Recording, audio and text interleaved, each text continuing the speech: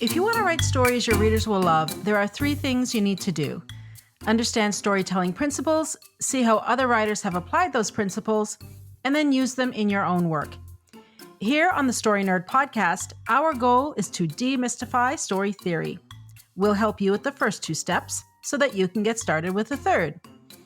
My name is Valerie Francis. I'm a writer and literary editor, and I focus on stories by, for, and about women. And I'm Melanie Hill, writer, editor, and poet, and I have a passion for spy stories, fairy tales, and master detective novels. On today's episode, Melanie pitched Good Will Hunting so that we can study sequences. This 1997 film was directed by Gus Van Sant from an original screenplay by Matt Damon and Ben Affleck. Of course, there will be spoilers because we can't talk about the movie without talking about the movie. And before we get started, we would love it if you could give the show a rating and review. For Apple Podcast listeners, you can do it right from your phone. Simply go to the show's landing page, scroll to the bottom, and that's it. Alrighty, Melanie, what do you have for the genre of Good Will Hunting? Well, this week I've got the global and internal genre as a status sentimental story because I think it's exploring the nature and definition of what it means to be successful. And then for the external genre, which it's not that strong, and I think we could have picked a couple of things, but I picked a love story because I like that. I think it's because I just like that part of the movie as well. What did you have? Wow, that's not a good enough reason to call that the secondary genre. I just have to say that right now. So I think the global genre is a worldview story, maybe a maturation, maybe an education. I didn't really dig down deeply enough into it, but it's definitely an internal genre story, which means it's a character-driven story. So we agree on that. The secondary genre it could be a performance story. I'm not entirely sure. Again, because there were so many other things I wanted to get to, and you're the lead this week. So I just kind of did that. Now, the love story is a subplot. It's a subplot. That's all I have to say about that right now. Melanie, dive in. Right. And I to be honest, I'm not really like you. It wasn't really, it didn't matter so much to me this week. So I just took a guess. So I'm not overly worried about whether I'm right or wrong with that one.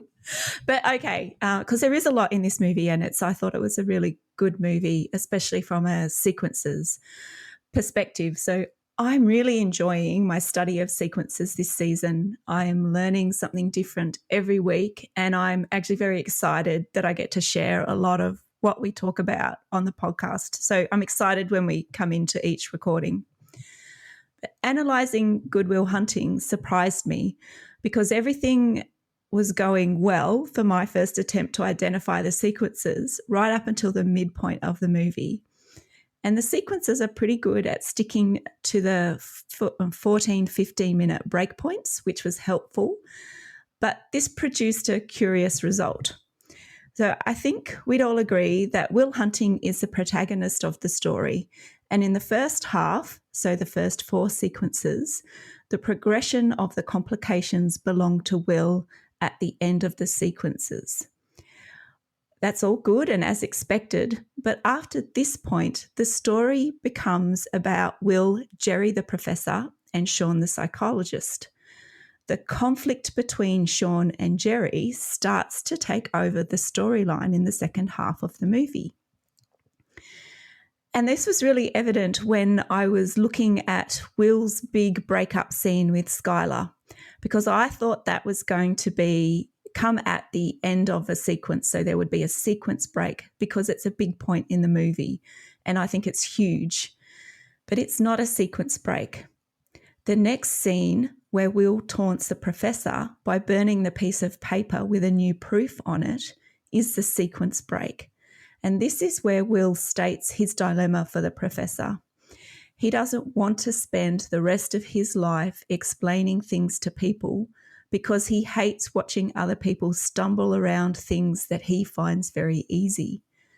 And from a cumulative point of view, the breakup with Skylar and the truth about the maths work show Will's distress and how upside down his world has become. So it's a cumulative effect that gets us to that point, that crisis point for Will. And this was also surprising because Will's greatest challenge in the story, I think, is about being vulnerable and letting Skylar in. And that's why I probably focused too much on that storyline while I was doing my analysis. But before I go any deeper, I'll summarize each sequence, again by identifying the single central action. So in sequence 1, I've got Will solves the difficult maths problem. In sequence 2, the professor gives Will a lifeline on 2 conditions. In sequence 3, Will meets Sean the psychologist. In sequence 4, Sean breaks through only to be called out by Will. In sequence 5, it's the fight for Will's future. Sequence 6, Will starts to blow stuff up, and that's metaphorically and a little bit physical as well.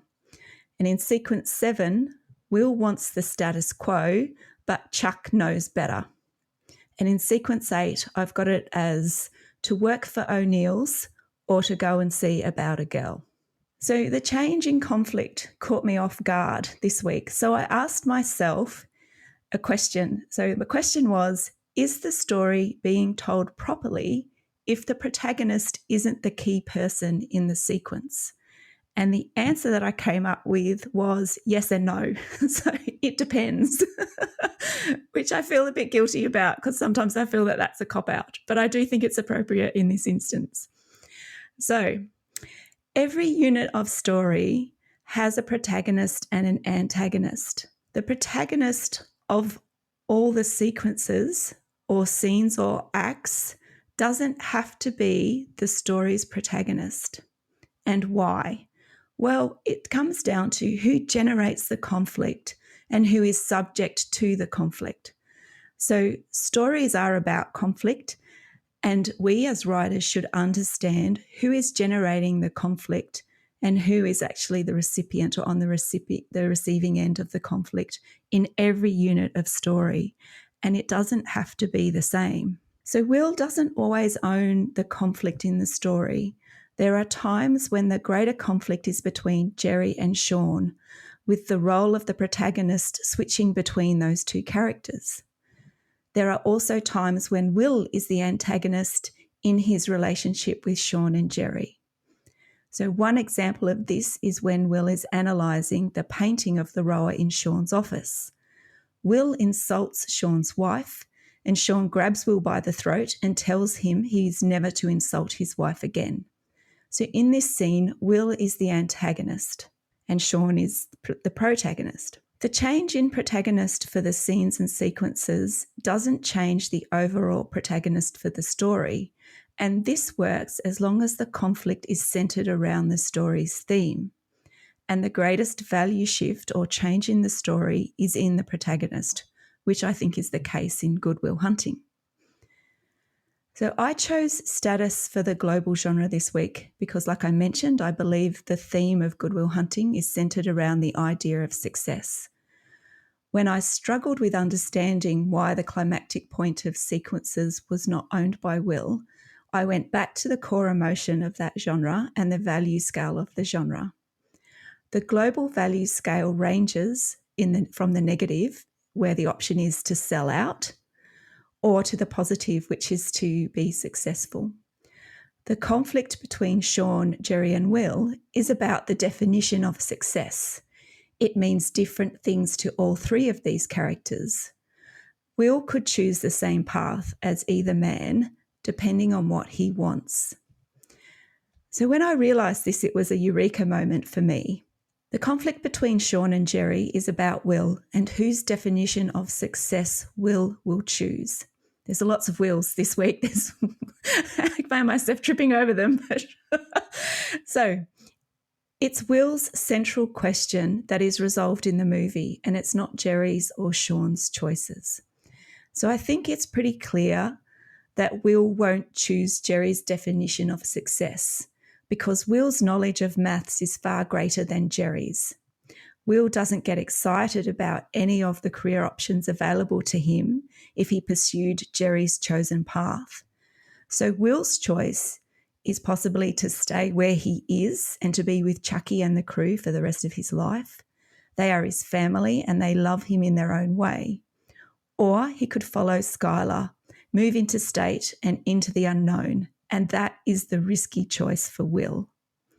Now, I did play around with the idea that Good Will Hunting is a mini plot or a cross between an archplot and a mini plot, and you mentioned this, Valerie, in your analysis of Sliding Doors episode, in the Sliding Doors episode.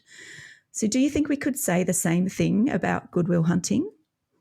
God, no. Good Will Hunting is an archplot story. Well, it just came from just looking at where the conflict was sitting in the story. And it was quite obvious to me that there were arcs for each of those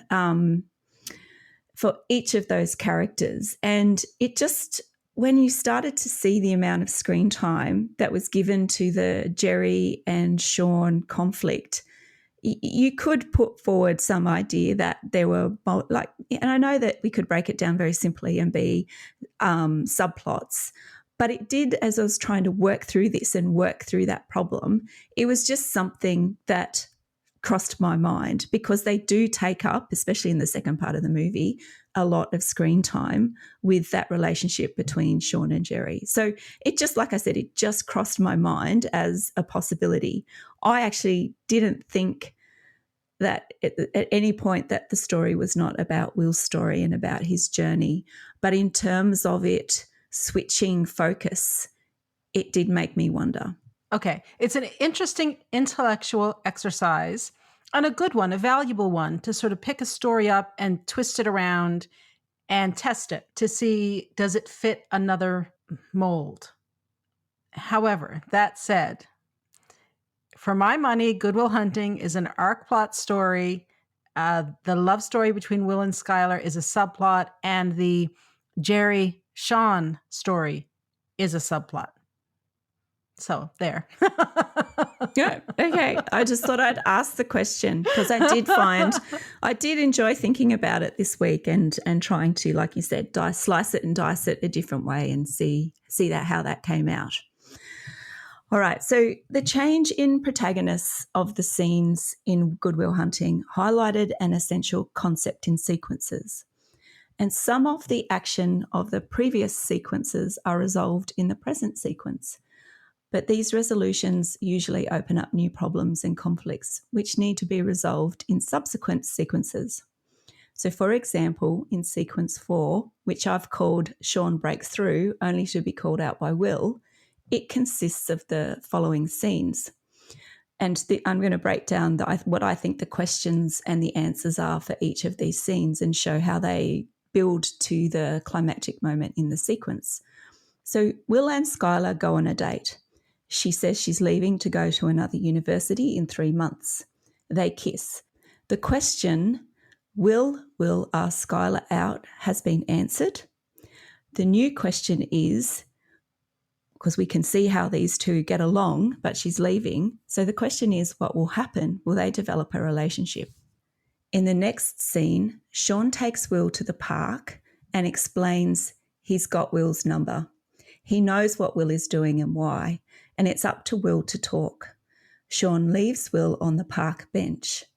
The essence of the discussion is about vulnerability, which indirectly links to the budding relationship with Skylar. The question that is resolved from the first meeting between Sean and Will is, how will Sean deal with someone like Will? And we see what Sean does.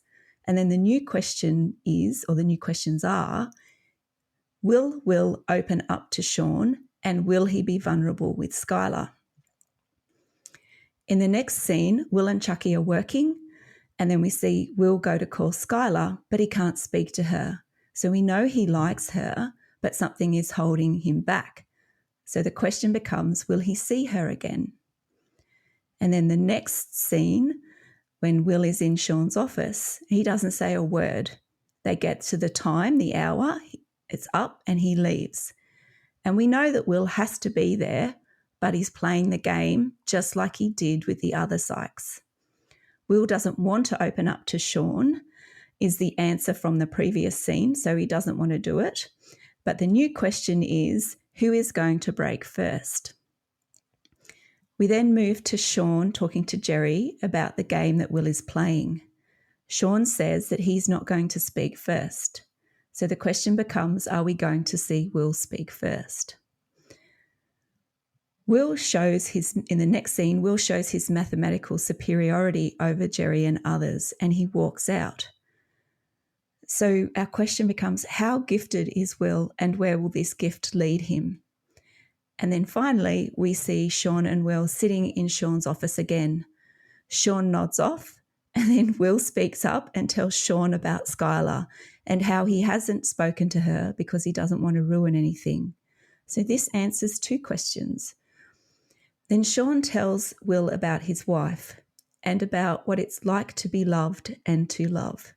He wants Will to be aware that he can make the same choices. So Will challenges the flaw in Sean's logic. Since Sean's wife died, he's closed himself off. He doesn't do the things that he's telling Will to do. The questions that are raised are, can Will call Skylar and be true to himself and have something that's truly of value? We also suspect this could put Will's maths career in jeopardy because Skylar is leaving Boston. So which will he choose? And the other question is, will Sean open himself up again? So everything in this sequence is centered around the 2 subplots, Will and Skylar's budding relationship, and how will Sean differ from the other psychologists. They both progress, but also contribute to the big conflict in the final scene of this sequence. Sean has broken through Will's defences and can help him with Skylar, but Will calls out Sean for being hypocritical and not living his life fully as a result of his wife dying. So it's quite an interesting exercise to look at the scenes in a sequence and look at how they answer questions, but also create new ones. The climax of this sequence is also a good example of how to use all the preceding scenes to build to conflict between 2 characters. Will and Sean challenge each other, and both will be better off for it by the end of the movie. So Valerie, that's a bit of a deep dive into one of the sequences that I wasn't expecting to go down that path, but I thought it was a really valuable exercise. But I'm really keen to see how you went with your analysis of beginning and ending this week. It went pretty well, I think. All right, I want to start by revisiting a concept that I introduced in episode 2 of this season. That was the episode we did on the Bourne identity. And it comes from Stephen Pressfield. He has a book called Ins and Outs, Thoughts on the Opening and Closing Images in Movies and Fiction. And in it, he discusses how the first scene and the last scene of a story mirror one another. So with respect to the first and last scenes of a story, Pressfield says, the opening and closing images of our story should look as alike as reasonably possible. But at the same time, the out should be as far away as we can make it in emotional and narrative terms from the in. Both the in and the out must be on theme. All right. Stephen Pressfield actually uses Good Will Hunting as an example. So in the opening scene, Chucky pulls up to Will's house, knocks on the door, Will comes out, and they drive to work. In the last scene, Chucky pulls up to Will's house, knocks on the door, but Will is no longer there. Now, what Pressfield doesn't say is that this ending is telegraphed earlier in the film. At the start of the final act, Chucky actually states what he wishes would happen. He says that Will has a responsibility to fulfill his potential, if not for himself, then for his friends and the other guys in South Boston who have no hope of escaping. He says that he dreams of going up to Will's apartment one day, knocking on the door, and discovering that Will has just left without a word. He's just gone. Now, as cool as this is, it's only one part of how this mirroring concept works. Now, I've got a lot of theory books, and each season I pull a bunch of them off my shelves and I dig through them to learn what I can about the storytelling principle that I'm studying in that season. But you may have noticed that I don't recommend very many of them. Well, this week I do have a theory book to recommend. It's called Into the Woods: How Stories Work and Why We Tell Them. And it's written by John York. York explains that it's not just the first and last scene that are a mirror of each other, it's the entire first act and last act. So the whole act, the first and last, in their entirety, are mirror images. Now, the reason this is important is that it provides balance and symmetry. So, how does that work in practical terms? Well, York says that while few works attain a perfect state, writing and rewriting tend to sculpt a work so it more clearly reproduces a classical shape. And a classical shape, that's an archplot story. It's another way of talking about an archplot story. York gives a couple of examples in his book, and one of them is The Social Network, which is an Aaron Sorkin film. All right, if you haven't seen that movie, put it on your to-be-watched list. It's worth it. So in the first act of The Social Network, Mark is dumped by Erica. Then he works on Face Mash, and he enlists Eduardo. And then the Winklevoss twins invite Mark to join them. So that's sort of walking into the story in the first act. Now, if we fast forward to the last act, we have those 3 steps, but in reverse. The Winklevoss twins sue Mark.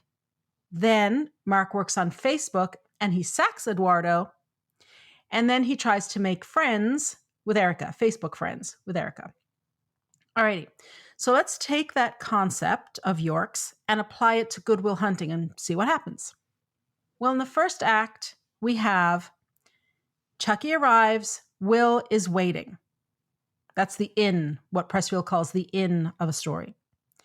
Then we have Will solving the math equation. This is an expression of his gift, and he quits his job as a janitor.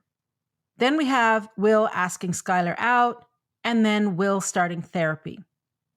In the last act, we have Will breaking up with Skylar, Will finishing therapy, Will giving up his prestigious job where he can fully express his gift to be with Skylar. Now, presumably, he will be getting another job in California, one that enables him to express his gift fully. That's sort of the sense I got, although I can't remember if that's explicitly stated. And finally, then, we have Chucky arriving at Will's apartment, but he's gone. That's the out that I talked about a minute ago. So they're almost a mirror image. The only thing is that in the beginning, we have Will asking Skylar out and then him starting therapy. According to York's concept, then he should finish therapy first and then break up with Skylar. But that's okay. It works. It works fine, especially since he does eventually go to be with Skylar. So, Good Will Hunting is not an exact mirror like the Social Network example, but all the elements are still there. There's even a repeating image of the rower. I don't know, Melanie, if you picked that one up. In the first act, there's a rower rowing, and it's dawn. And in the last act, you've got the rower again, but it's dusk. Now, rowing can be a metaphor for someone being in charge of their own life or their destiny. And it makes me think of the poem Invictus by William Ernest Henley, which is my favorite poem. And it ends with these 2 lines: I am the master of my fate. I am the captain of my soul. I mean, you're not really a captain if you're rowing a boat, but, we're in the ballpark there. All right, Melanie, what do you think of this whole mirroring concept? Are you buying it at all? Well, I am buying it because without actually realizing it, I have seen variations of this in many stories. And by now focusing on it and thinking about it, yes, I can see that. And I think there are some times when there is a direct mirroring of events, but other times it can be returning to the same place, but the character is different. And then other times the mirror is about the similarities and the differences via metaphor, and you identified this in the Bourne Identity. So I can see this. But the thing, again, I've gone very meta, I think, this week. The interesting thing about the term mirroring is that mirrors when they're in stories can be symbolic of reflections or distortions. And I wonder if there are times when we see distortions when comparing beginnings and endings, and if so, what does that mean? And as I've listened to you this season, the one phrase that really resonates with me more than any other is that the beginning and the ending must rhyme. And to me, this means that there must be something that's common between them. They don't necessarily have to be the same, but they have to be similar in some way. So I have a sneaky question for you. Have you thought about the ending of your novel while you've been writing the beginning of it, or vice versa? Yes. Yes, I have. So I'm working on a book called Immortal right now, and I am absolutely working with the beginning and the ending as a unit together. Everything that I've been discussing this season and in the previous 2 seasons, I'm putting into practice in my own work, 100%. And with respect to the mirrors and the distortion, I don't know the answer because I hadn't thought about it that way. Okay, let me see if I can explain this, if I'm understanding you correctly. If we talk about mirrors as images within the storytelling, that's one thing. But here, the mirroring of the structure, I think, is a totally different concept. I'm not convinced that it works the same way, although it could. because I'm just thinking through the theory now. I haven't actually studied it. But to me, these are 2 different concepts. And the reason I'm taking a minute to clarify this is because story theory is riddled with exactly this kind of thing, where we have one word or term that has many different applications. And it's really important for us in our study of theory, and as we're trying to figure out how this whole, how the heck do we write a book anyway? It's important for us to take a minute and think about the term that we're hearing or we're using. Does it have many definitions? And can I take the definition and in one area and apply it to the other? So just because I understand, Melanie, what you're saying about mirrors and distortions of mirrors within a story, I have to think about whether that translates over to the structure of a story. I don't think it would, but then I could be wrong. I don't know. And just in terms of the rhyming, that's another really good point that you bring up, and I want to pause on it for a minute because you're right. John York uses the term mirroring. Stephen Pressfield uses the term mirroring. So that's what I've been using. However, I have also seen lots of other theory books use this term rhyming. And I think it's the same concept. As far as I can tell, it's the same concept. If thinking about the beginning and the ending as rhyming makes more sense to you or to anybody listening, go for it. Absolutely, go for it. If mirroring is a concept that helps you understand this better, use that one. Alrighty, back to beginnings and endings. A couple of episodes ago, I talked about the first act, posing a question, and the last act, answering the question. Now, to use the Bourne identity as an example, the first act is posing the question, who is this man?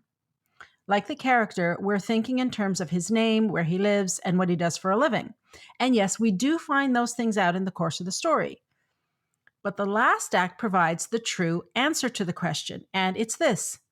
Our identity is not tied up in the physical trappings. Our identity is what we choose it to be. So, the beginning of a story asks a question. The ending of a story answers that same question that has been posed in the beginning. Now, when I say it like this, it sounds obvious. But trust me, it is not. There are an awful lot of books and movies that start out telling us one story and posing one question at the beginning. And then they kind of take a right hook and they shoot off in an entirely different direction. And I think it's because we get lost in the middle build. That's a danger. Here's a great exercise to try. And it's a really powerful one. I've done it myself many times, and it's a real eye-opener. It's a lesson in how to read books or watch movies actively. So here's what I want you to do. After the first act of the book or the movie, stop reading or watching and see if you can guess the ending. Now, whatever you do, if you're watching a movie, do not say what you think the ending is out loud, because I can guarantee you the people you're watching the movie with will not appreciate it. This is a really quick way to get the popcorn thrown at you. Not that I know that from experience, of course. So, from the beginning of Good Will Hunting, we're expecting that Will's math skills will somehow help him get out of the slums he's living in. We're expecting the therapy sessions to give him a breakthrough, and we're expecting that the romance between Will and Skylar will have a happy ending. And of course, all of those things come true. Coming back to what Melanie asked me then, as writers, we need to understand that the beginning of our stories point our readers in a particular direction. The beginning telegraphs the end. And in doing so, it sets up expectations in the minds of our reader or viewer. The beginning is setting up the end, and the ending is paying off the beginning. Alrighty, Melanie, what do you have for today's action step?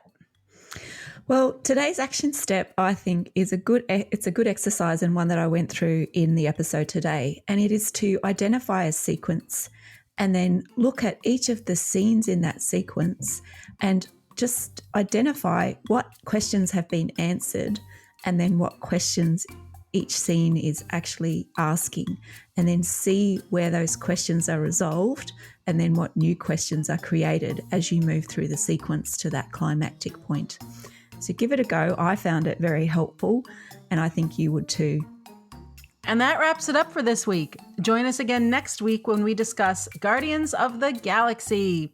To support the show, please leave us a rating and review, and tell your writer friends about us.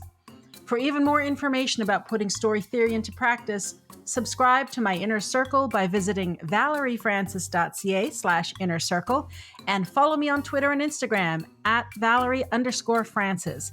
And you can now also find me on TikTok, God help me, at Valerie Francis Author. If you'd like to find out more about Melanie, visit melaniehill.com.au or visit her on Facebook at Melanie Hill Author. And remember, story theory does not have to be difficult. It's a tool to help you write more, not less. So take it one step at a time and have fun.